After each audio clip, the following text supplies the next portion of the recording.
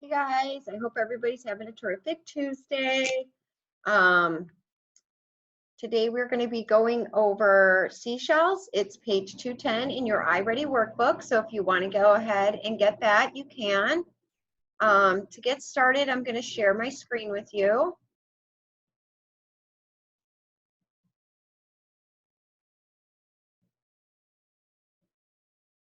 And I'm just going to make sure my volume is up so you can hear me. Okay. So today we're going to go over the story Seashells.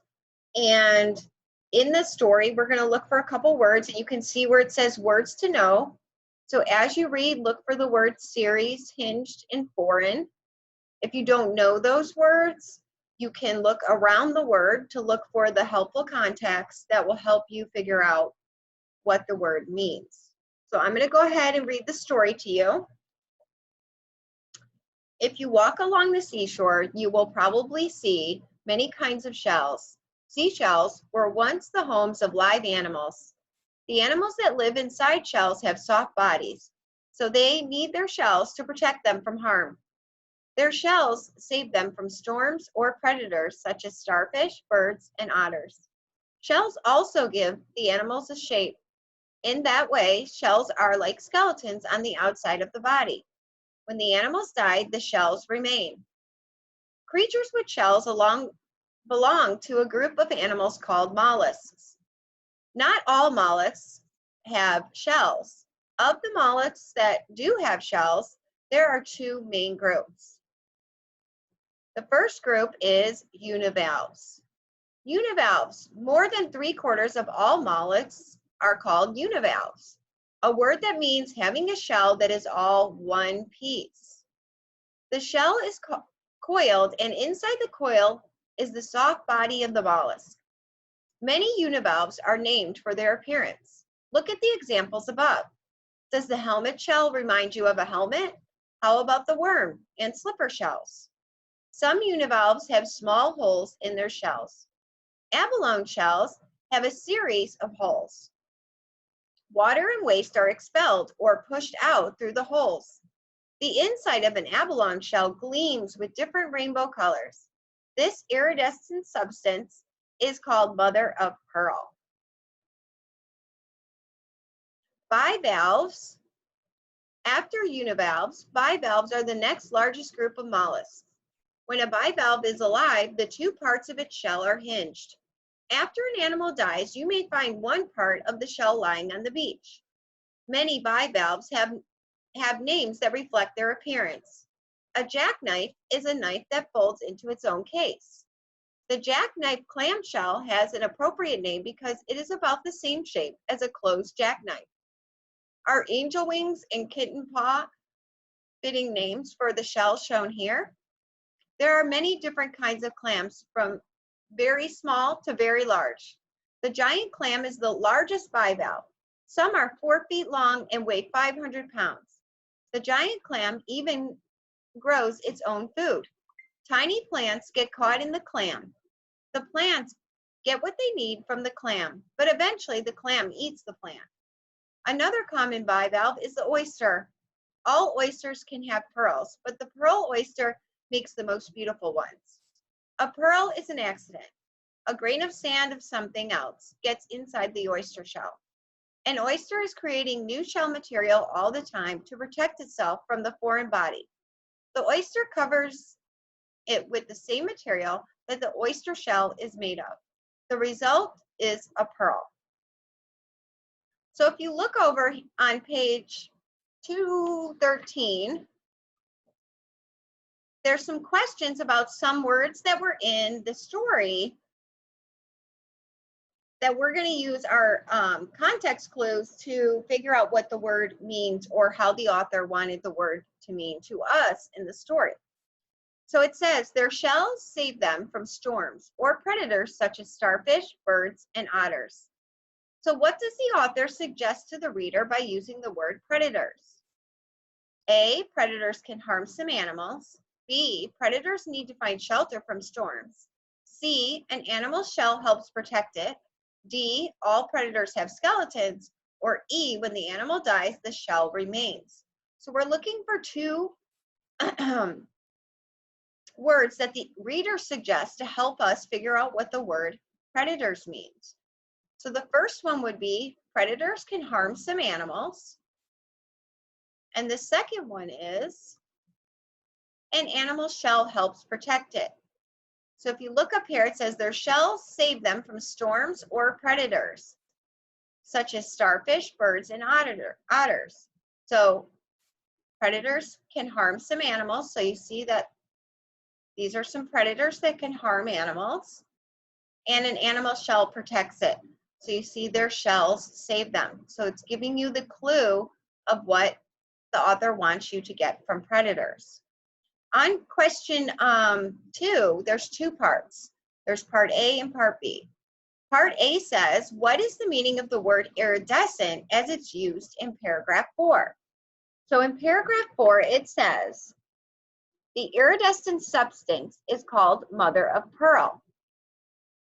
So does it mean A, not letting light through, B, easy to notice or understand, C, shining with many varying colors, or D, a small amount of something?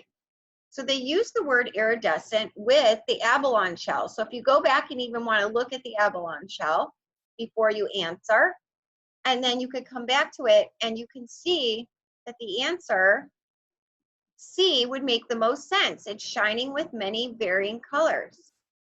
And which phrase from the passage helps the reader understand?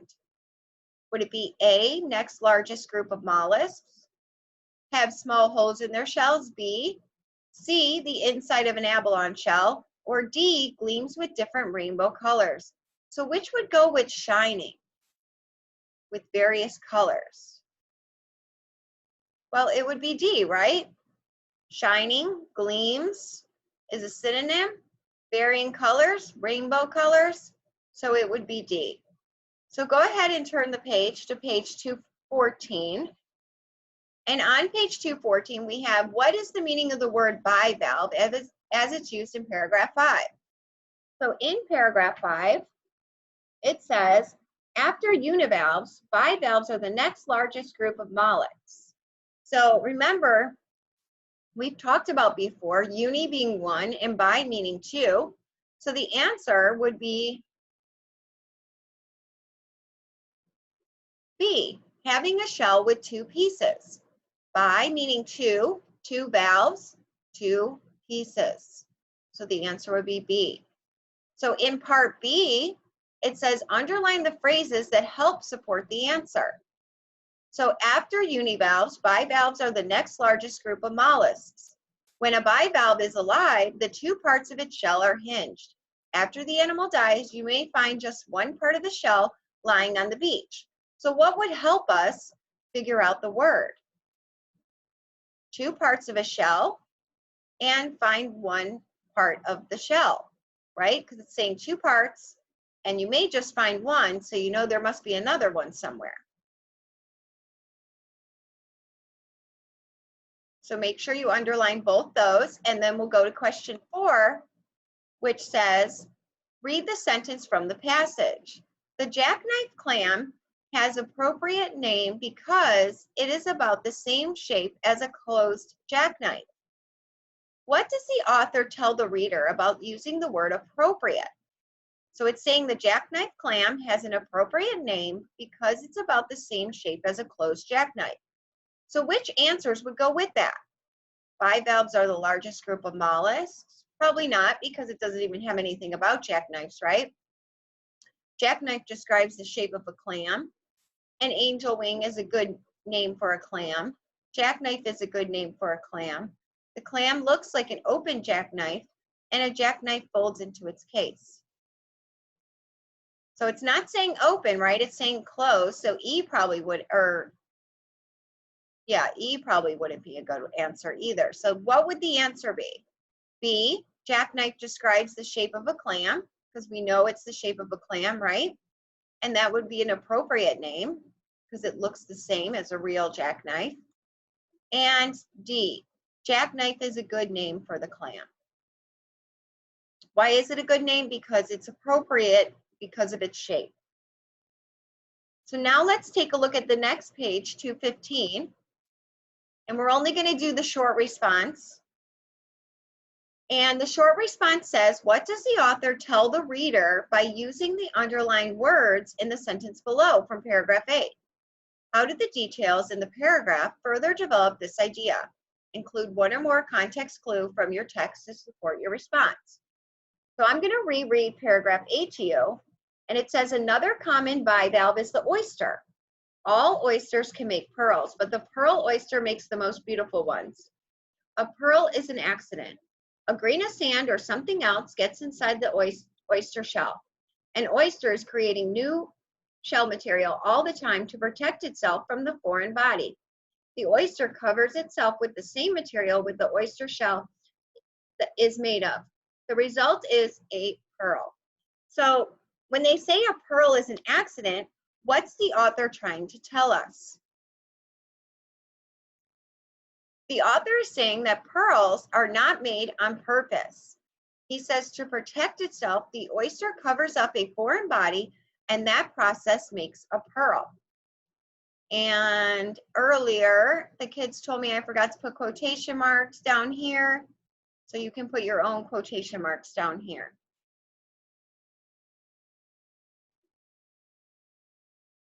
If you need to pause the video, you can go ahead and pause it. I'm going to move on to a short video just about a pearl for you guys to watch. I'm going to switch screens. So if you got to pause it to finish writing, go ahead.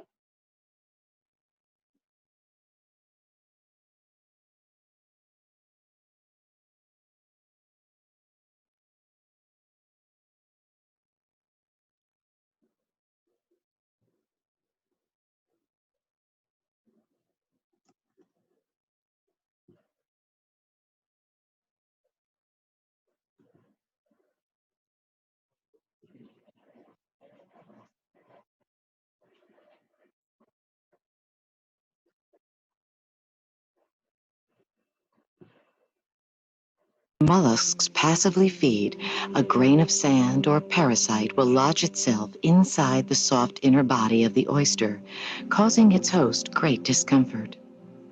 Unable to expel the intruder, the oyster engages a defense mechanism within its body to protect itself from the intruder. The oyster begins to secrete a smooth, hard, crystalline substance around the intruder in order to protect itself. This substance is calcium carbonate based and is commonly referred to as nacre. As long as the intruder remains within its body, the oyster will continue to deposit nacre around it, layer upon layer. After a few years, the intruder will be totally encased in a smooth and lustrous cocoon of nacre, which has now become a pearl. But how precious pearls are formed from what an oyster regards as merely protection against irritation is one of nature's most prized secrets.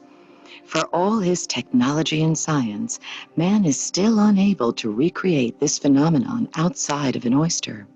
For nacre is not just a soothing substance.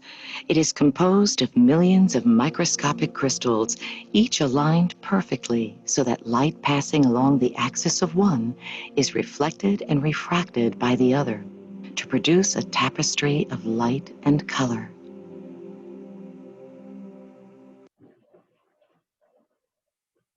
Okay. Well, I hope you guys had a great Tuesday, and hopefully I will see you tomorrow. If you want to come on our live Zoom, it's at 9 a.m. and Miss Miller always has the Zoom code on the slides. So hope to see you tomorrow. Have a good day. Thank you so much. Bye.